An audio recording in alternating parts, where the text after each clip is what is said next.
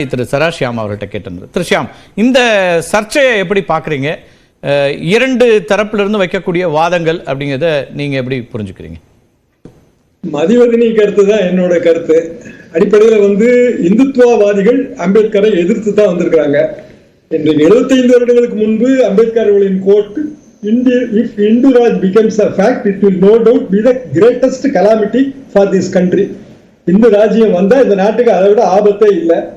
Hindu Raj must be prevented at any cost. எந்த விலை கொடுத்தாலும் இந்து ராஜ்யம் வருவதை தடுத்து நிறுத்த வேண்டும்.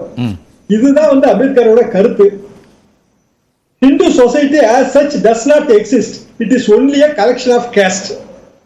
எல்லாமே ஜாதிகள் அடங்கியதுதான் இந்து சொசைட்டி. அப்படியான ஒரு சொசைட்டி இல்ல. இந்த கருத்தோட எந்த இந்துத்துவா பேசுகிற எந்த ஒரு வலதுசாரி இயக்கமும் ஒத்து போக முடியாது. ஆனாலும் அம்பேத்கரை பற்றிய புகழ்வடுதல் இதெல்லாம் ஏன்னா வாக்கரசியலுக்காக தான். இன்றைக்கு அந்த வாக்கரசியலை தாண்டி அமித்ஷா அவர்களின் உள்ளத்திலிருந்து அது வெளிப்பட்டு விட்டதாகத்தான் நான் உணர்கிறேன். காரணம், இன்றைக்கே நீங்க பாத்தீங்கன்னா தற்செயலாக முரசொலியில ஒரு சின்ன கோட்டு, அது கோட்டு என்னன்னா, ஏற்கனவே அவங்க பல்வேறு மாநாடுகளை பற்றி எழுதிட்டே வராங்க. அதுல ஒரு மாநாடு 1917, அதாவது திமுக 49 தான் வருது, 1917 மாநாடு. அந்த 17 மாநாட்டுல என்ன சொல்லப்படுகிறதுனா, ஆன்மீக விடுதலை என்ற பெயரில் நமது அறிவை மழுங்கடிக்க செய்யும் செயல்தான் நடந்து கொண்டிருக்கிறது. இதான் அந்த மாநாட்டோட செய்தியாகவே இருக்கு. அப்போ ஆன்ம விடுதலை, கடவுளை அடைதல், சொர்க்கம், இதுவும் வாக்கு அரசியலும் எந்த இடத்துல இணைந்து போகுது, எந்த இடத்துல இந்து ராஜ்யம் வருதோ அங்கதான் இணைந்து போகுது. எனவேதான் அம்பேத்கரை பற்றிய அமித்ஷா அவர்களின் பேச்சை நம்மால் கடந்து போக முடியவில்லை. அதை கடுமையாக கண்டிக்க தோன்றுகிறது என்பதற்கு காரணமும் இதுதான். நான் தாடிக்காரன் பேத்தி பயங்காட்டி அடக்கி வைக்க இது பழைய காலம் இல்லப்பா, அப்படியான இசைவாணிகள் நிறைந்த காலம் இது. அதை பாரதிய ஜனதா உணரணும். ஓகே, அது ஒரு பக்கம் இருக்க. இன்னைக்கு அதுக்கான விளக்கமா பிரதமரும் நேரடியாக வர்றாரு.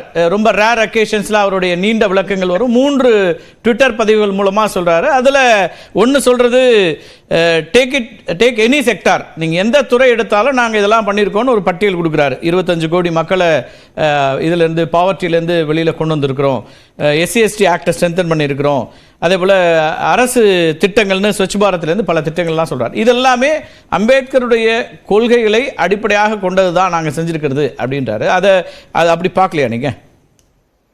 நான் அப்படி பார்க்கவில்லை. என்ன காரணம்னா, ஒரு அரசுக்கு சாதனைகள் இருக்கும், முழுக்க ஒரு அரசுக்கு சாதனைகளே இல்லைன்னு நம்ம புறந்தள்ள முடியாது.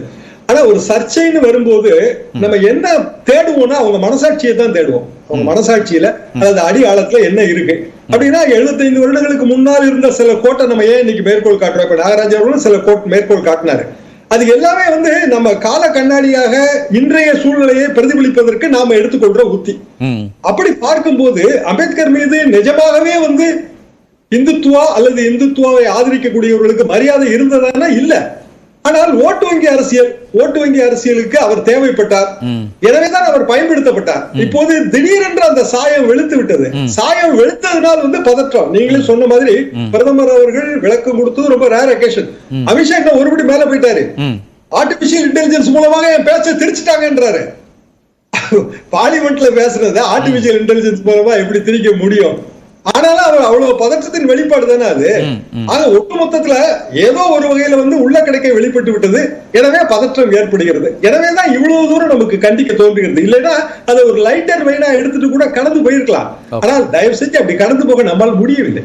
இல்லை, அவங்க அது ஒரு பக்கம். நீங்கள் அம்பேத்கரியத்தை தொடர்ச்சியாக பார்க்கக்கூடிய படிக்கக்கூடிய மனிதர்கிற இடத்துல இருந்து அம்பேத்கர் குறித்த அமித்ஷா அவர்களுடைய பேச்சு அங்கே அது அவமரியாதைக்கு உள்ளானதாகத்தான் இருந்ததுன்னு பார்க்குறீங்க. தாண்டி அவர் என்ன சொல்றாரு, காங்கிரஸ் கட்சி இதை கேட்க முடியுமா? கடந்த காலங்களில் அம்பேத்கரை அவங்க எப்படியெல்லாம் அவமரியாதைக்கு உள்ளாக்கி இருக்கிறாங்க, தேர்தலில் தோல்வி அடைய வச்சிருக்கிறாங்க, பாரத ரத்னாவை கடைசி வரைக்கும் அவங்க கொடுக்கவே இல்லை ஆட்சி பொறுப்பில் இருக்கும்போது, எல்லா விதத்திலும் அவர் ஒதுக்கப்பட்டார் அப்படிங்கிற ஒரு விமர்சனத்தை திரு அமித்ஷாவும் இன்னைக்கு இந்த விளக்கம் கொடுக்கக்கூடிய பத்திரிகையாளர் சந்திப்புல முன்வைக்கிறாரு. இது காங்கிரஸ் வெர்சஸ் பிஜேபிங்கிற அரசியலுக்குள்ள அம்பேத்கர் நிறுத்துறதே நான் எதுக்குறேங்க.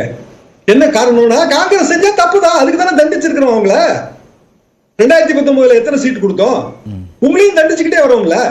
அப்போ நீங்க எதை உணர்ந்து பேசணும் அப்படின்னா, பார்லிமெண்ட்ல பேசும்போது அது இவ்வளவு பெரிய பூதாகரமான விஷயம் ஆகுமேன்னு உணர்ந்து நம்ம பேசியிருக்கணும். அதுக்கு பதிலா காங்கிரஸும் சொல்லிச்சு, காங்கிரஸ் தவறு செய்தது, தவறுக்கு தான் தண்டிக்கிறோம். அதான் வாக்காளர்களோட நாடாளுமன்றத்துல காங்கிரஸ் மீதான விமர்சனங்கள் அல்லது அவங்கள பற்றி நான் குறிப்பிட்ட விஷயங்களை மடைமாற்றுவதற்காக, திசை திருப்புவதற்காக இந்த விஷயத்தை தவறாக பரப்புரை செய்றாங்கிறதா பிஜேபி முன்வைக்கிறது. அது அமித்ஷா அவர்களோ அல்லது மோடி அவர்களோ சொல்றாங்க. திறந்து விட்டது யார் சார்? மடையை திறந்து விட்டது யாரு?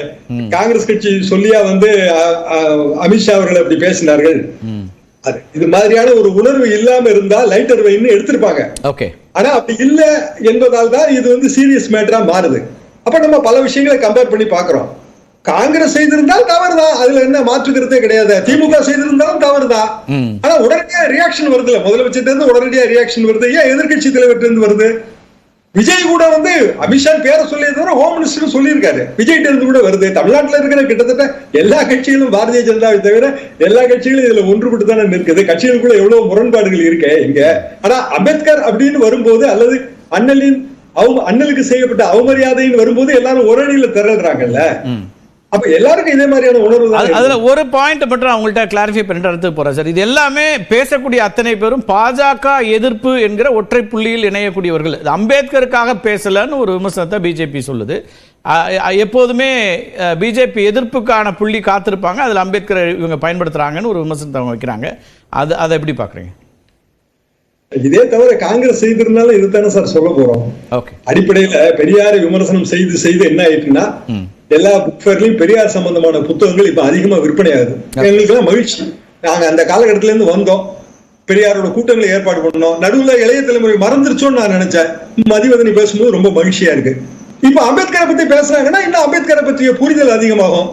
அம்பேத்கரை பற்றி எல்லாரும் இளைய தலைமுறை பூரா படிக்க துவங்கும். ஒரு வகையில அம்பேத்கருக்கு சர்வீஸ் தான் இது. ஆனால் அமித்ஷா அவர்கள் அவ்வளவு பெரிய பொறுப்புல இருந்து, அதுவும் குறிப்பா பிரதமர் இல்ல அந்த நேரத்துல வந்து அவர் இவ்வாறு பேசியது, அதுவும் அந்த எண்ணல் தொனிங்கிறது நல்லாவே தெரியுதுங்க. அப்புறம் ஆர்டிபிஷியல் இன்டெலிஜென்ஸ் மூலமா திரிச்சுட்டாங்கன்னு அதுக்கு மிகப்பெரிய ஒரு சமாளிப்பு தியரி கொடுக்கிறது, அது ஒரு உள்துறை அமைச்சகத்துக்கு அழகில். ஆர்டிபிஷியல் இன்டெலிஜென்ஸ் நடவடிக்கை எடுக்க வேண்டியதானே? இதை லீகல் ஆக்ஷன் எடுப்போம்ன்றாரு. எப்படி எடுப்பாரு? ரைட். ஓகே, நான் முதல் கட்ட கருத்தை எடுத்துக்கிறேன் சார். பேசலாம் திரு ராமசாமி. நான் நிறைவாக உங்கள்கிட்ட வந்து நான் பேச சரியா இருக்கும். ஒரு ஏஐ பயன்படுத்தி பேச்சை மாற்றுகிறார்கள்னு சொல்லக்கூடிய அளவுக்கு அவங்க போயிட்டாங்க. அது ஒரு பதற்றத்தின் வெளிப்பாடாகத்தான் இருக்கு. அவர் அமித்ஷா அவருடைய பொறுப்புல அப்படி பேசியிருக்க கூடாதுன்னு திரு ஷியாம் பார்க்குறாரு. எப்படி பார்க்குறாரு? பாரத மண்ணிற்கும் தமிழ் மக்களுக்கும் முதற்கண் வணக்கங்கள். இதில் என்ன வருத்தமான விஷயம் அப்படின்னா, நீங்கள் வந்து சில நாட்களுக்கு முன்னாடி சொல்லியிருந்தீங்க, மக்களோட நினைவை வந்து ஷார்ட் பிட்ஸில் ஹோல்ட் பண்ணுறதுக்காக பொலிட்டிஷியன்ஸ் ட்ரை பண்ணுறாங்க எலெக்ஷன் கேம்பெயின், எல்லா அரசியல் கட்சிகளுமே. அதே போல் இன்றைக்கும் அமித்ஷா அவர்களோட 2.5 நிமிஷம் 2 minutes 35 seconds காண அந்த என்டையர் ஸ்கிரிப்ட் எடுத்துக்கிட்டோம். நான் ஃபுல் ஸ்பீச்சை கூட எடுத்துக்கிட்டோம் அப்படின்னா அமித்ஷா அவர்களோட உண்மையான கருத்து என்ன அப்படின்னு தெரிய வரும். ஏன்னா ஒரு பார்ட்டை மட்டும் எடுத்துட்டு, ஒரு 18 வினாடிகளை மட்டும் எடுத்துட்டு அமித்ஷா அவர்கள் இதுதான் சொல்றாரு அப்படின்னு.